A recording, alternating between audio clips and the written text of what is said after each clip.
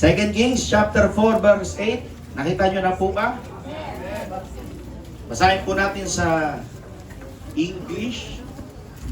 Ang sabi po dyan, mga kapatid, isa pa nating buksan at pag-aralan ang isa sa mga buhay ng mga lingkod ng Panginoon na si Prophet Elisha at sa isang babae na ating mapag-uusapan dito po sa scripture, sa passage nating babasahin. One day, Elisha went to Shunem. Everybody say Shunem. And a well-to-do woman was there who urged him to stay for a meal. So whenever he came by, he stopped there to eat. She said to her husband, I know that this man who often comes our way is a holy man of God. Let's make a small room on the roof and put in it a bed and a table, a chair and a lamp for him. Then he can stay there whenever he comes to us. Kung susundan niyo yung story, mga kapatid, ito pong babae ay laging napapansin na dumadaan-daan po si Prophet Elisha sa lugar po ng Shunem. At sa kakadaan po ni Prophet Elisha, pinatuloy niya na po si Prophet Elisha sa kanyang bahay. Kung gusto niya. Pwede kang palabas-labas. Ayan. One day, when Elisha came, he went up to his room and lay down there. He said to his servant Gehazi, call the Shunammite. Everybody say, call the Shunammite. Call the Shunammite. So he called her and she stood before him. Verse 13, Elisha said to him, tell her, you have gone to all this trouble for us. Now what can be done for you? Can we speak on your behalf to the king or the commander of the army? She replied, I have a home among my own people. Kumbaga, okay na po ako. Wala po akong kailangan. What can be done for her? Elisha asked, and Gehazi said, she has no son, and her husband is old. Then Elisha said, call her. So he called her, and she stood in the doorway. Last two verse. About this time next year, Elisha said, you will hold a son in your arms. Sabi ng babae, no, my Lord, she objected. Please, man of God, don't mislead your servant. Sa ibang translation sa Tagalog, wag mo na akong paasahin. But the woman became pregnant, thank you, Jesus. And the next year, about that same time, she gave birth to a son, just as Elisha had told her. May the Lord God bless the reading of His Word. Panginoon, teach us, O God, hallelujah, according to your will be it unto thee. Uuwi kami ng busog sa iyong mga salita. Uuwi kami ng punong-puno, O God, na binago mo muli ang aming mga puso't kaisipan. Sabihin mo, Panginoon, kung ano ang gusto mong sabihin sa kalagitnaan namin, O God. And Lord Jesus, we bind the devil in your mighty name, O God, hallelujah. Wala pong puwang ang gawa ng kaaway, Panginoong Hesus, sa lugar na ito, na kung saan pinamamahayan mo, Panginoong Hesus, ng iyong presensya ang sanktuaryong ito. Help us, O God, to understand and to nourish your words, O God.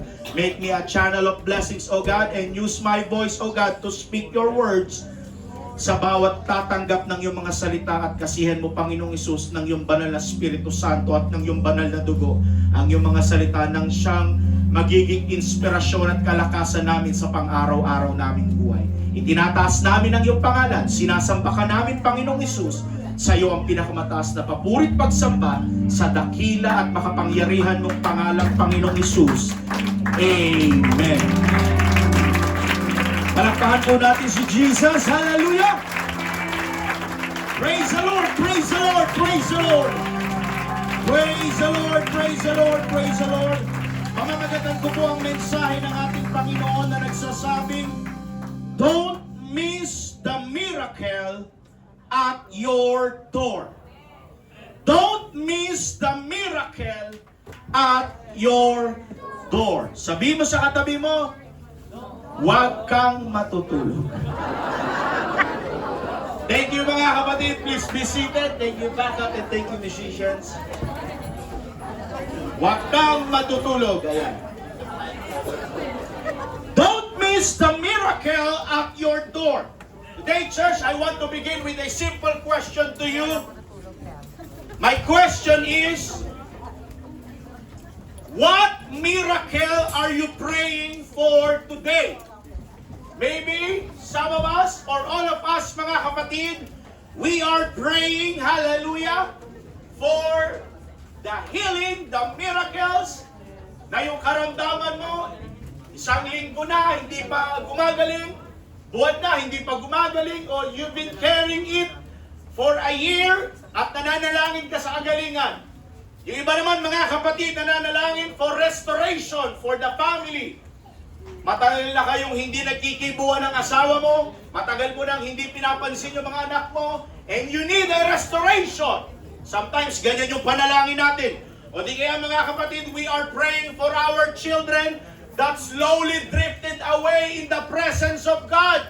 Pinapanalangin natin sila. Minsan sa pagtulog natin, sino mga magulang ginagawa ito sa mga anak? Pagtulog na ang inyong mga anak, nililehans nyo sila. Lalong-lalo, masarap po gawin yan kapag batang-bata pa yung anak mo. Ginagawa natin yan, nililihas natin sila. And you are praying for your sons. You are praying for your daughters na slowly drift away na. Bakit? Dahil mas malakas po ang tinig at ang bulong ng sanlibutan. You are praying for that. And some of you, mga kapatid, lahat tayo dito nangangailangan ng financial breakthrough. Yung bang nagtatrabaho ka naman, ginagawa mo naman yung best mo, pero parang minsan, hallelujah, somehow parang hindi pa rin sapat. Or you are maybe praying for something that only you and God knows about it. Maybe it is a burden, maybe it is a ministry, or maybe it's a dream, promises. May tanong ako sa inyo mga kapatid. Sino po sa inyo dito ang may ganito? Kahit asawa mo, kahit anak mo, meron kang isang panalangin na kahit ang asawa mo hindi alam. Meron kang panalangin kahit sa buong family members mo hindi mo sinabi. Ikaw at ang Panginoon lang. Alam niyo kung ano tawag doon? Unspoken prayer request. Yung bang hindi mo siya binobroadcast, hindi mo siya pinapanalangin prayer request sa church, at tanging ikaw lang at ang Panginoon ang nakakalam. And some of us, may ganyan tayo mga kapatid, kahit yung asawa mo hindi alam, ikaw lang ang nakakalam at ang ating Panginoon. And the truth is, all of us are waiting for that thing, for that miracle. Pero habang inaaral ko po ito mga kapatid, pakiramdam ko po na meron pong gustong ibang itanong ang ating Panginoon sa atin. Hindi yung una kong tinanong sa inyo mga kapatid that, what miracle are you praying for today? Kundi, are you making room for the miracle you're asking me to send? Wala nag-amen? Amen. Kumbaga, inihahanda mo ba ang lugar para sa himalang ipinapanalangin mong ibigay ko sa iyo? Because sometimes we're so focused on asking God to bless us, to bless you, that we forget to prepare ourselves for the blessings.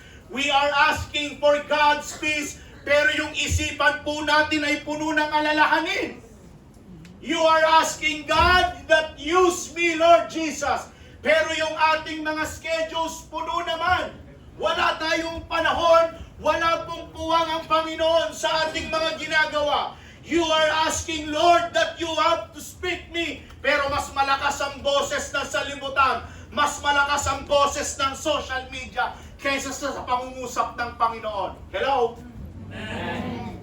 And we are asking, Lord, mag-move ka naman. Pero in the first place, hindi ka naman gumagalaw. And here's something I've learned through this story. God doesn't only prepare miracles for His people. Many times, He prepares His people for the miracle.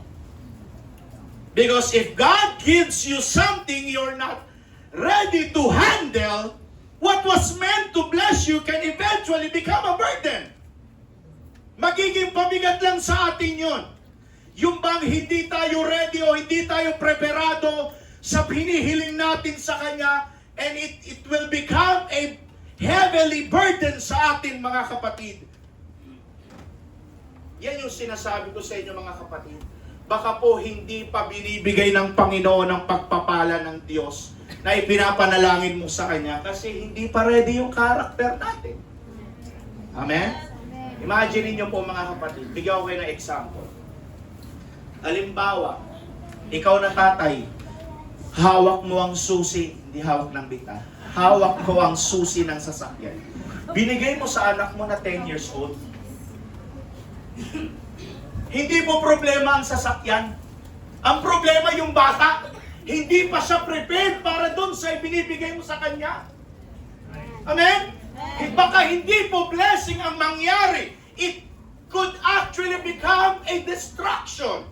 And that is why God is not only concerned what He wants to give to us. He is also concerned about who you are becoming before you receive it. Minsan kasi, mga kapatid, kapag nakakatanggap po tayo ng mga pagpapala, ng maraming blessing na nagmumula sa ating Panginoon, nagbabago tayo. Nagbabago ang ating pag-uugali. Nagbabago ang ating pananaw. Minsan, nung dati matapat ka, ngayon nababawasan yung katapatan mo sa Panginoon. At gano'n ang nagiging tugon natin kapag pinagpapala tayo ng ating Panginoon. Kaya nga, mga kapatid, let us always pray to God that before we receive the blessings of God, na hindi magbago ang ating puso. Dapat tama pa rin yung ating puso. Dapat totoo pa rin yung ating pagsamba. Mahina ang palakpak. Kasi po, concerned din po ang ating Panginoon sa magiging tayo bago po dumating ang blessing na yan sa iyo. At yan po ang gusto ko pong makita sa inyo. Yung malaking larawan na yan sa ating pong teksto na ating binabasa. The story behind this miracle, mga kapatid, sa isa pong maliit na bayan ng Shunem, every time, dyan po kasi makikita yung Shunem. Nasa taas, nasa kaliwang bandang taas bahagi ang Mount Carmel. Diyan po kasi lagi ang ruta ni Elijah at Elisha. Ang Sea of Galilee. Pansinin niyo, mga kapatid, yung lugar na yan, diyan lang po lagi nagbi-minister yung mga propeta ng Panginoon, especially kay Prophet Elijah at kay Prophet Elisha. So diyan po madalas pumaparito si Prophet Elisha, mga kapatid, at gumagawa po ng miracles. So every time Prophet Elisha traveled through that area, there was a woman who noticed him. Ang ganda ng detail, ng pagkakadetail, mga kapatid, na meron pong isang babae ang nakapansin sa kanya. At the Bible says, mga kapatid, ang sabi ng Bible, I know this man. This is a holy man. Ito'y lingkod ng Panginoon. Marahil, mga kapatid, sa bayan po ng Shunem, marami na po ang nakakapansin kay Elisha na pabalik-balik siya doon. Pero meron lamang pong isang babae ang bukod tanging nakapansin sa kanya, nakapag-recognize sa kanya. And there is a difference between seeing and discerning, mga kapatid. Because, kung i-relate natin ngayon, mga kapatid, marami pong tao ang umaattend ng Sunday service. Marami pong mga tao ang nakikinig ng preaching. Marami rin pong mga tao ang nagbabasa ng Bible. But not everyone discern what God is doing. Amen? Ninanais ba natin, mga kapatid, kapag tayo ay magsisimba? Ninanais ba natin na, Panginoon, gusto kong mangusap ka sa akin. Gusto kong marinig ang tinig mo. Gusto ko, Panginoon, sa pagbibigay ko ng papuri sa iyo, nalulugod ka, Panginoon. Yan ba yung pinaka-main goal natin pag tayo nagsisimba? Or para i-impress lang natin yung bago nating kasuotan? I-impress lang natin yung bago nating gadgets para ipakita at ipagmayabang sa ibang kapatiran? Tandaan niyo, mga kapatid, ang pinaka-main goal natin sa umagang ito ay mabigyan natin ng papuri ang ating Panginoon. Wala na pong iba doon, mga kapatid. Wala na pong hihigit pa roon. Hallelujah! And the Bible says, this woman is a great woman. Hindi po binanggit yung pangalan ng babaeng ito. Binasa ko ng binasa, wala talagang binanggit. Hindi rin binanggit kung ano ang trabaho ng babaeng ito. Hindi rin binanggit kung gaano kalaki ang negosyo ng babaeng ito. At hindi rin sinabi kung gaano karami ang ari-arian ng babaeng ito. It simply says she was a great woman. And that tells me something, mga kapatid. In God's eyes, greatness is never measured by your popularity. It's measured by your heart. Amen. Sa lahat ng ating ginagawa rito, mga kapatid, hindi po impress ang Panginoon sa ating kagalingan. Hindi impress ang Panginoon sa ating mga talento. Impress ang Panginoon sa pusong marunong magpakumbaba. Can I get an amen, mga kapatid? Impress ang Panginoon sa pusong mababa.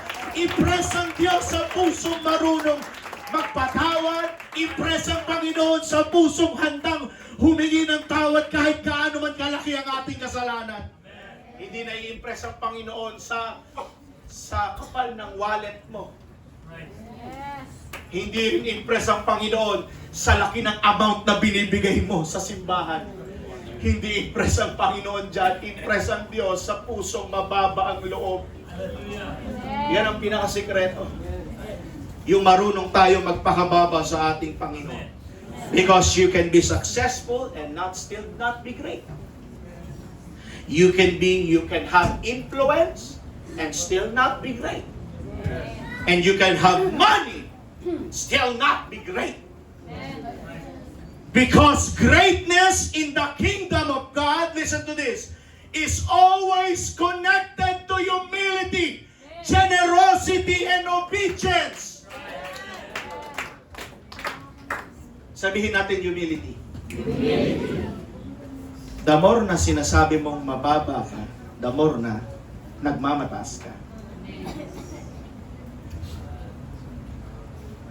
And mga kapatid, let me just say this to you. Sa pagiging generosity natin, please lang, be careful. Huwag natin i-broadcast palagi ito. Yan yung biblically sinasabi ng Panginoon, kung magbibigay ka, dapat hindi na alam ng kaliwang kamay. Kung tutulong ka, tumulong ka. Huwag mo nang i-broadcast. Yan ginagawa ng mga Pariseyo eh. Yung nagbigay yung widow woman ng 2 sentimo, pero yung mga Pariseyo at Sadduceo, nagbibigay po sila dun sa offering basket. Pinapakita at piniflex po talaga nila yung kanilang giving sa Panginoon. Pero tayo mga kapatid, pagtutulong tayo, hayaan mo na ang Panginoon ang magbalik ng pasapapuri at blessing sa iyo. Hayaan mo na ang Diyos ang may taas. Hayaan mo na ang Diyos ang maluklok. Magpakababa ka na lang. Kasi the more you humble yourselves, the more God will bless you. Pagpapalain ng Panginoon yung nagpapakababa. Hello? The Shunammite woman recognized that Elisha was a man of God. At sinabi niya sa kanyang asawa, I know this man who always passes by dito sa ating syudad.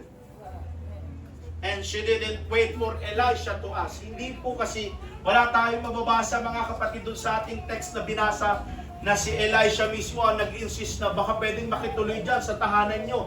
Hindi mga kapatid, ang sabi ng Bible, yung babae mismo ang nakarecognize, yung babae mismo ang nakanotice kay Elisha na Elisha.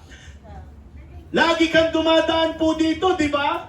Baka po pwedeng tumuloy ka sa aming tahanan. Ganda mga kapatid. She simply responded to what God placed in her heart. Can I say something this morning, mga kapatid? Sometimes we miss miracles because we're waiting for instructions when God is simply waiting for initiative. Ulitin ko.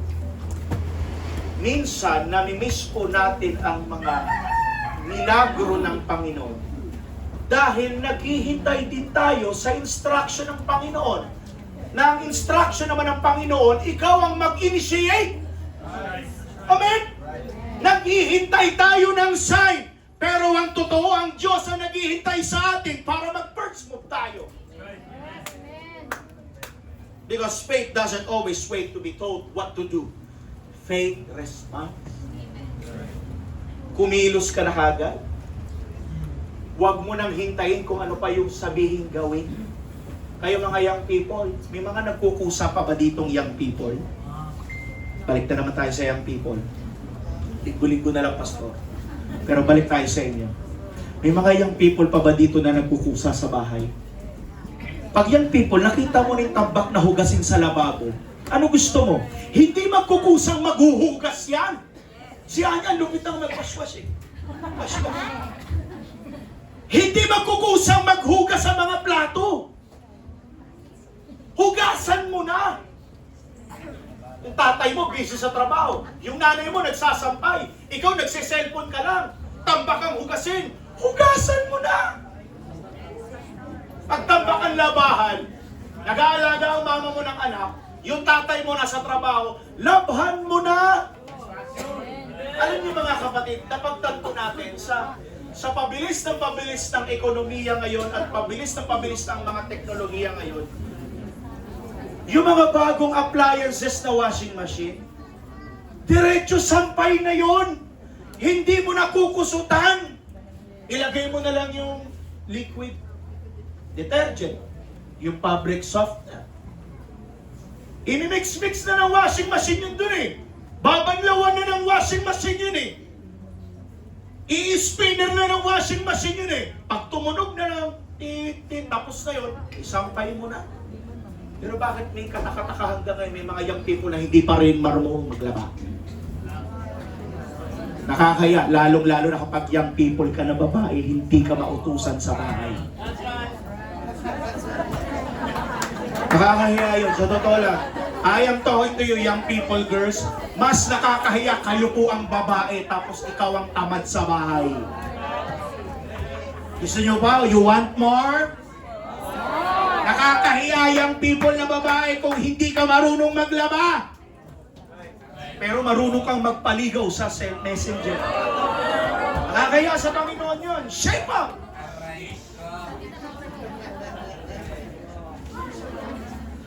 Magaling ka mag-praise the Lord sa church, pero hindi ka marunong magligpit ng higaan.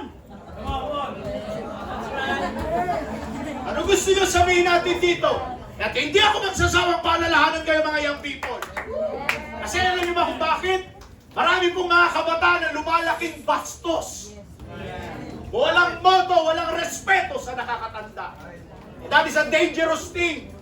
Biruin mo dito, ayoko na nga lang magpangalan eh. Biruin mo, dadaan-daanan ka na lang, parang wala nakita.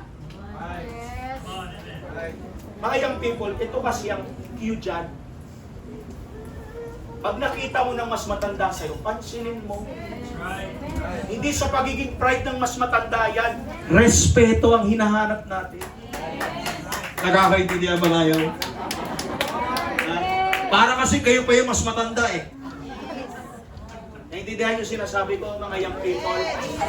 Lahat ng young people na masunurin, magsabing amen. Lahat ng young people na matigas ang ulo, say praise the Lord. Salamat ni mga matitigas ang ulo. Kaya young people, meron pa ba sa inyo nagkukusa? Bihira na kasi mga young people na nag-i-initiate eh. Bubarang mo na yung medyas mo. Ginagawa nyo pa ba yan? Talo pa kayo ng aso ni Brother Arvin eh. Buhuban ng sapatos, ng medyas yung aso eh. Kasi nung panahon dati namin mga kapatid kay Pastor Joshua, hindi naman sa pagmamayabang mga kapatid, pero minsan nagpapabayad na rin kami. Magre-request si Pastor Joshua, pahilot naman ng binti ko. Pahilot naman ang likod. Hilutin natin.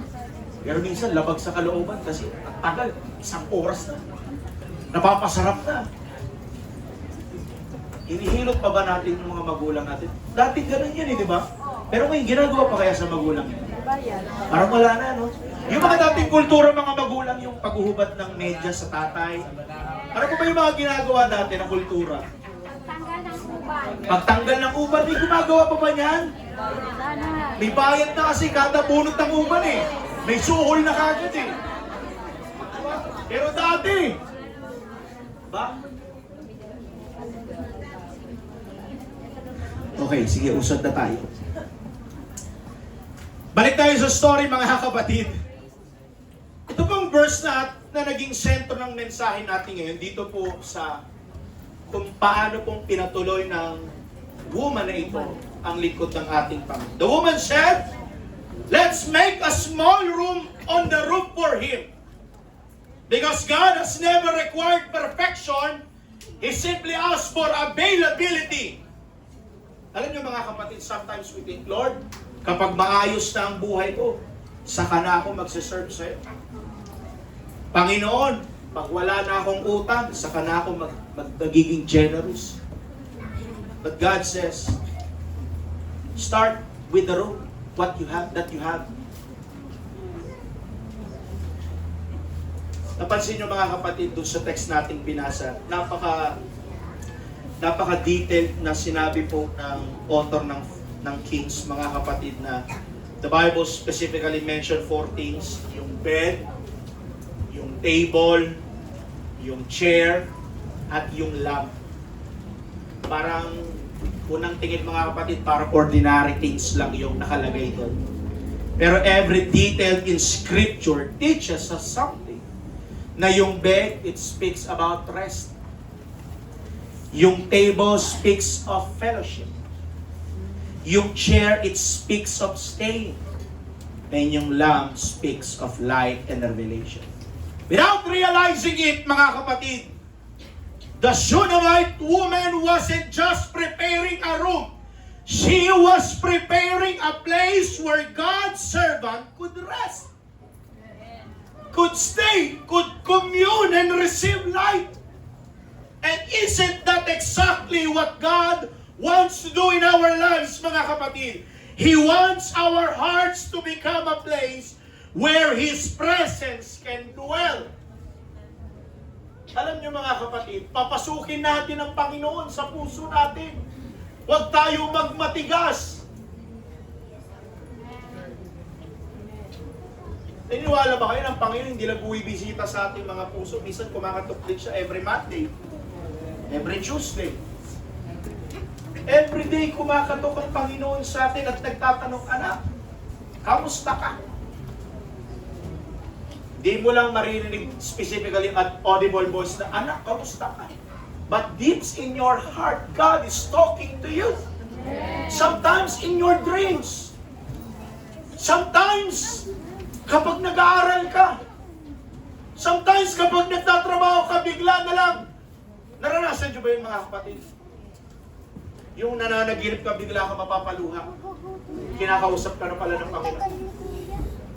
O di kaya nagtatrabaho, bigla ka na paiyak kasi kinakausap ka na pala ng Panginoon. Naka-experience ba kayo ng ganyan?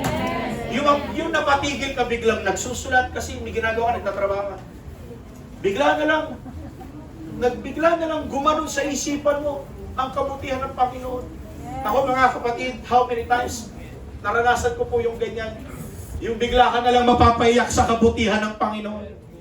Kasi sa totoo lang mga kapatid, we cannot measure kung gaano po kabuti ang ating Panginoon. Hindi na mabilang.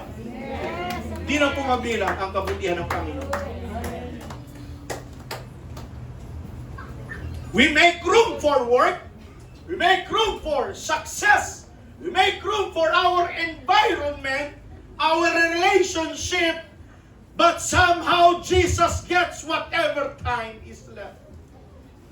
Church, can I lovingly ask you today, if Jesus were to examine your calendar, your priorities, your heart, would He honestly say, there is a room for me? Tandaan niyo mga kapatid, meron pong parte sa puso natin na hindi kayang punan ng pera. Meron pong puwang sa puso natin na hindi kayang ibigay ng asawa mo. Hindi kayang ibigay ng luho mo. Hindi kayang ipunan ng mga anak mo. na tanging ang Panginoon lang ang makakapagpuno sa ating mga puso. There's a place in our hearts na hindi kayang punan o punuin ng mundong ito, na tanging ang Panginoon lang ang makakapag-satisfy sa puso natin. Kaya mga kapatid, bigyan natin ng puwang palagi ang ating Panginoon sa buhay natin. Papasukin mo siya. Kasi sa puso natin, meron pong malaking bahagi dyan na ang Diyos lang ang makakapag-satisfy. Kahit pag-arukin mo, kahit maging si Elon Musk ang pinakamayaman sa buong mundo, pero pag nandun ka na sa pinakarurok ng tagumpay, meron pa rin kulang. At are you blessed? Hindi nyo ba alam na kayo blessed, mga kapatid? Na yung pagkukulang na hinahanap ng karamihan ng sanlibutan ay matatagpuan lang sa church. Matatagpuan lang sa cottage prayer. Matatagpuan sa midweek. Matatagpuan sa prayer and fasting. Yun ang presensya ng ating Panginoon. Malakas na palakpak para sa ating Panginoon. Dahil ito po ang pinakamagandang prinsipyo sa story na ito, mga kapatid. But before God filled her empty womb, she first filled an empty room. Don't miss that, church. She prepared a room before God prepared her miracle. And she gave without expecting any return, anything back. In fact, if you continue the story, mga kapatid, si Elijah pa ang nagtanong, "What can I do for you?" Ano ang pwede kong magawa sa iyo? Dahil sa iyong ginagawang kabutihan sa akin. Ano ang pwede kong mapaglingkod sa iyo? Yung mga likod ng Panginoon nagtatanong sa kanya, "What can I do for you?" And she basically answered, itong pinaka-humble word na ginawa ng babae, "Wala po akong kailangan. Wala po akong kailangan. Okay lang po ako." Ay siya. Sino dito nakaranas ng ganyang ayaw mo sabihin sa tao yun, tunay mo nararamdaman? Pag tinatanong ka, "Okay ka lang ba?" "Okay lang ako." Pero at the back, may struggle ka. At the back, may financially drought kayo. At the back, di na kayo kayang pag-aralin ng mga magulang mo. At the back, natanggal ka sa trabaho. Pero how many times did you do? Pag may nagtatanong sa'yo, "Kamusta ka?" At sinasabi natin madalas, "Okay lang ako." Ganun yung ginawa ng great woman na ito nung tinanong siya ni Elisha, "What can I do for you?" Ang tanging tugon na naging babae, "Okay lang po ako. Wala po akong kailangan." Wag po kayong mag-alala. Wala. See that? Hindi po siya nag-serve dahil may gusto siya. Nagsaserve po siya dahil yun po talaga ang ugali niya, ang attitude. And I believe that's what touched the heart of God. Alam niyo po ba, ang true generosity ay hindi isang paraan para pilitin ang Diyos na pagpalain tayo. Ulitin ko.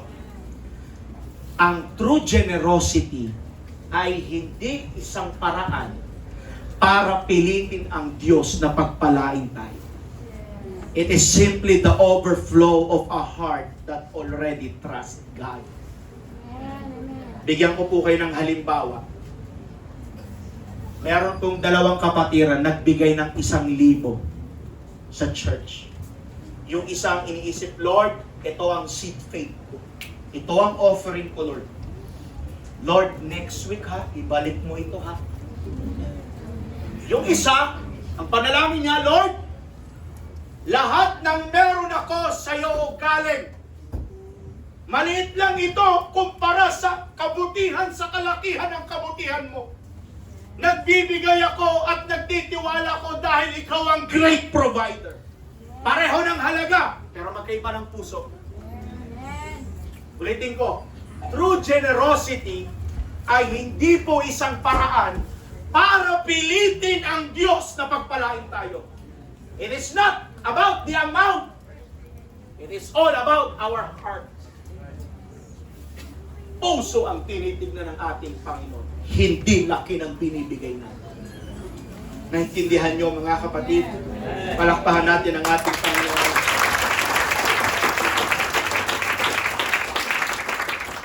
Isa po sa nakaka-amaze sa story pa nito mga kapatid is that the miracle didn't begin with a request. Yung verse 11 and verse 13, Franz, pakilagay. One day, isang araw, Elisha came there, went up to his room and rested then. He said to Gehazi, called the Shunammite woman. When she came, Elisha asked, what can be done for her? Napakagandang tanong. What can be done for her? Yung started ng conversation nila, hindi po nag-start sa babae. Hindi rin nag-start sa servant na si Gehazi. Hindi rin sa asawa ng babae. Kay Gehazi, kay Elisha mismo nagsimula. In other words, God noticed what she did before she ever asked for anything. I want you to hear this carefully, mga kapatid. There are prayers that God answers because you ask. But there are also blessings that God gives you because He notices your faithfulness. Ulitin ka, ganda. There are prayers that God answers because you ask. Dahil humingi ka eh. But there are also blessings. Hear me this. There are also blessings that God gives because He notices your faithfulness. Yes. Magkaiba yun. Pinagpala ka ng Panginoon dahil nakita niya ang katapatan mo. Yes, yung una, nananalangin ka dahil nag-ask ka sa Panginoon, Lord, give me a blessing. Pero there are blessings, mga kapatid, that sometimes we call it unexpected blessings, na hindi mo hiningi. Pero dahil nakita ng Diyos ang katapatan mo, binigay niya. Minsan nakala natin, napapansin natin na ang Diyos ay nakatingin lang sa malalaking bagay. Hindi po. Kapag malaki at sikat ang ministry mo, kapag maraming taong nakakakita, o kahit malaki ang offering mo o ang tithes mo. But the Bible teaches us something different. God notices faithfulness that nobody else sees. People may overlook your faithfulness, but heaven never does. Nakikita ng Panginoon ang ginagawa mo in a secret way. Alam nyo, ang church na ito, nakita ko po yung maturity. Bakit ko nakita? Sa dami-dami ng event na nangyayari sa church na ito. We are so blessed na marami pong mga kapatiran ang may pusong mabait. Paano ko nasabi? Mamahal ng ating church anniversary. Mahal ng renewal of vows. Ang mahal ng mga activities natin. Pero pansinin nyo ito. Puprovide ang Panginoon. May mga ginagamit ang Diyos para makatin ka. Brother Joe, you are blessed. May ginamit ang Panginoon. Nakita kasi ng Panginoon ang katapatan mo eh. Nakita ho rin yung maturity ng church, ng iglesia nito mga kapatid.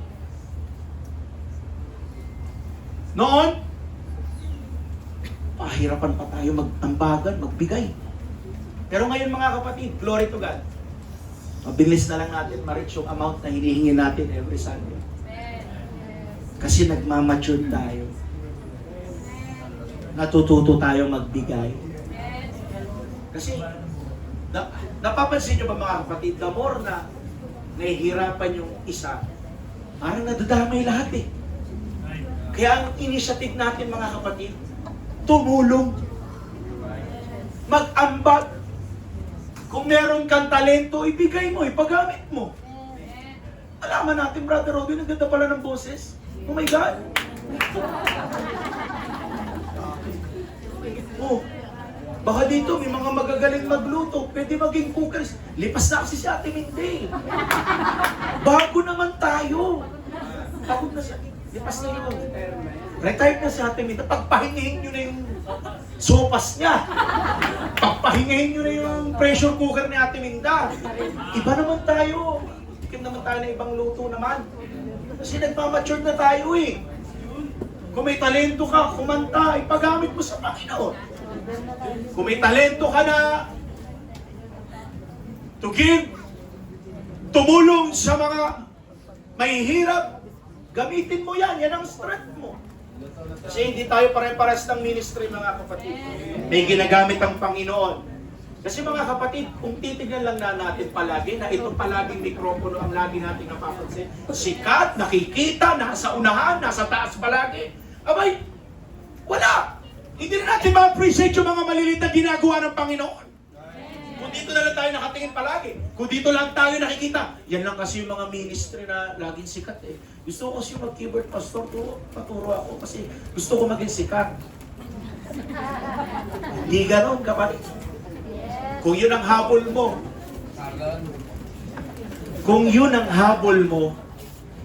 hinahabol mo ang aplos ng tao at hindi papuri para sa Panginoon. Mag-serve tayo mga kapatid kahit wala nakakakitang tao. Mag-serve tayo mga kapatid kahit wala nakakapansin ang ministry natin. Yung pagsimpleng walis natin dyan, malaking tulong yon. Kaya sa mga nag-cleaners dyan, maraming cleaners kanina, narinig ko eh. Huwag naman kayo simpleng ministry na lang, huwag nang takasan. Kakahiya? Kakahiya kay Jesus. Na parang hindi nakita yung pangalan, yung apelido nila sa announcement. Huwag niyong takasan. Maglinis kayo, magwalis kayo. Servanthood yan eh! Oh. Pag kayo, halimbawa, wafer, De La Cruz, ano pa? Borinaga, Abaga, dapat si Nani Erlinda. Sorry po. Inis tayo! Huwag na, hindi. Huwag na maglinis sa mga senior, mahina na yan sila. Ang paglinisin yung mga anak niyo. Linis kayo kasi nakakaya mga kapatid. Ate Jo, pwede bang dagdagan natin yung mga cleaners? Kunyari, tatlong pamilya na. Kasi isang pamilya, tumatakas. Dami ako nakikita, may mga tumatakas. Kita mo, umuwi na. Mga kapatid, although may worker tayo, pero hindi naman iasa lagi sa worker natin. Kayo nagkakalat eh. Alam niyo, pinakasakit ng UPC Muntinlupa, yung mga bote. Ito ang sakit ng iglesyang ito. Kung san-san iniiwan. Pati yung kape, pati yung plastic ng Angel's Burger. Yun ang sakit ng iglesyang ito. I appeal to you mga kapatid, mareremedyohan pa ba natin yan? So, sa lakas ng amen nyo, pero mamaya, tignan natin. Tignan daw natin ba? Mareremedyohan pa ba natin yan? Mga sakit-sakit natin dyan. Diba? Huwag natin iasa sa mga iilan lang. Diba? Magpusa na. Nagkakaintindihan ba tayo mga kapatid? Parang hindi tayo nagkakaintindihan. When God becomes the initiator, Elisha asked, "What can I do for her?" At sinabi ni Gehazi, wala siyang anak, she has no son, and her husband is already old. Napansin niyo ba mga kapatid? From the beginning of this story, wala po kayong mababasa dyan na walang hinihingi yung babae. Gusto niya lang talagang tulungan yung lingkod ng Panginoon. Hindi sinabi ng Shunammite woman na, ito ang kalagayan ko. Wala. Ang sabi niya lang, wala po, okay lang po ako. Huwag niyo pong alalahanin ako. At saka masaya na rin po kami sa pamumuhay namin. Wow, grabe no? But, nakasulat po yun sa binasa natin kanina. Ang sabi niya kay Elisha, kay Gehazi, okay lang ako, sir. Huwag niyo po kami alalahanin. Masaya na po kami at kontento na po kami sa buhay na meron kami. Pero napansin ni Gehazi na wala silang anak. At matanda na ang asawa ng babae nito. Hindi niya sinabi na prophet. Prophet Elisha, please pray for me. Gusto ko nang magkaanak. And she simply kept serving.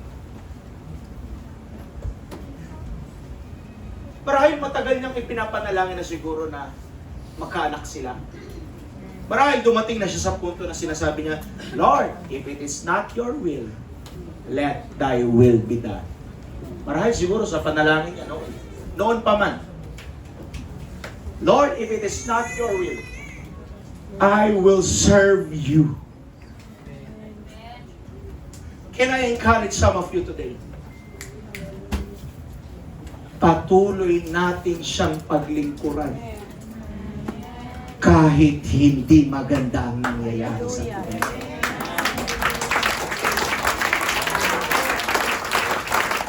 Patuloy natin siyang purihin kahit hindi maganda. Kahit mapait ang nangyayari. Natanggal ka man sa trabaho. Pakiramdam mo yung negosyo mo, palugi na. Hindi man kayo makabuo ng baby.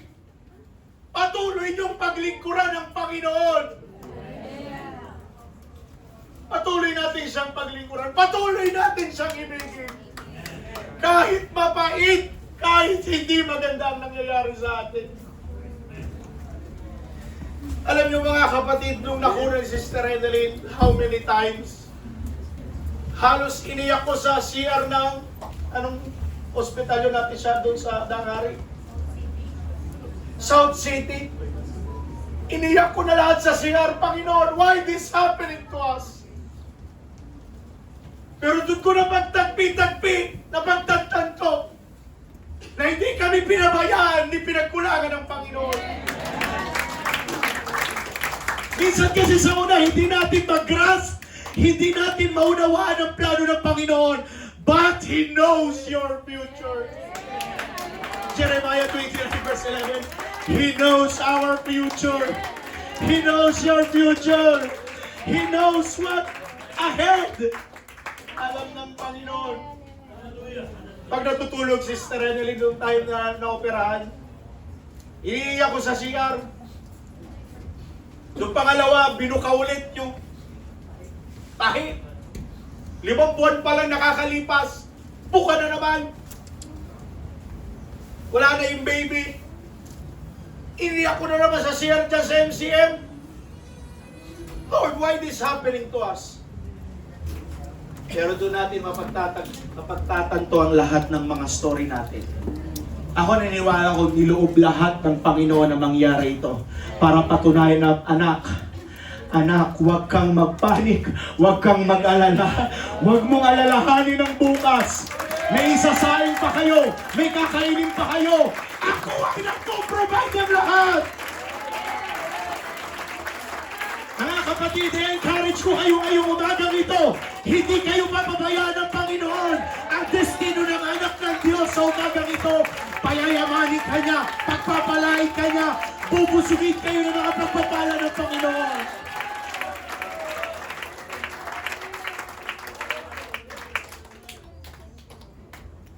Yung babae ito, hindi po siya nagsiserve para may matanggap.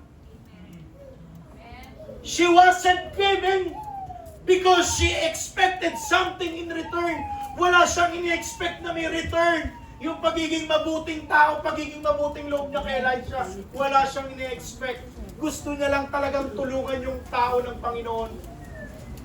And she had reached that beautiful place called trust. Where you can honestly say, Lord, even if you don't answer this prayer, you are still enough.